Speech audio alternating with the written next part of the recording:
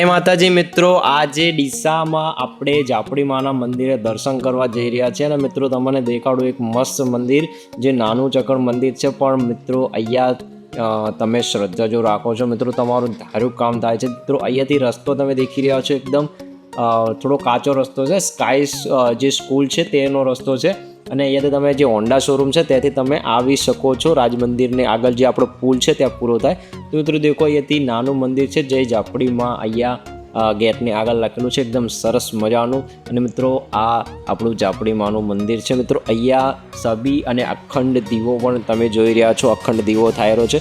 અને મિત્રો અહીંયા તમે આવો, દર્શન કરો મિત્રો, તમારી મનોકામના પૂર્ણ થાય છે। મિત્રો મંદિર નાનું છે પણ ઝોપડીમાંનો ચમત્કાર બહુ મોટો છે મિત્રો, તો તમે અહીંયા આવો, નાનું મંદિર છે, દર્શન જરૂર કરજો। અને મિત્રો જે પણ અહીંયા રવિવાર ભરવા આવતા હોય એ કમેન્ટ જરૂર કરજો, ડીસાના જે હોય એ કમેન્ટ કરજો આ મંદિર જોયેલું હોય તો, અને જે ના જોયેલું હોય એ પણ કમેન્ટ કરજો। અને કમેન્ટમાં મિત્રો જય જાપડીમાં જરૂરથી લખજો મિત્રો, તમારી મનોકામના પૂર્ણ થશે। મિત્રો મંદિર એકદમ મસ્ત રીતે મંદિર છે અને અહીંયાથી દેખો તમે અખંડ જ્યોત થાય છે, તમે અહીંયા કોઈ પણ ફૂલ, હાર, અગરબત્તી, નારિયેલ જે પણ ચડાવવું હોય તમે અહીંયાથી ચડી શકો છો। મિત્રો મંદિર તમે દેખો,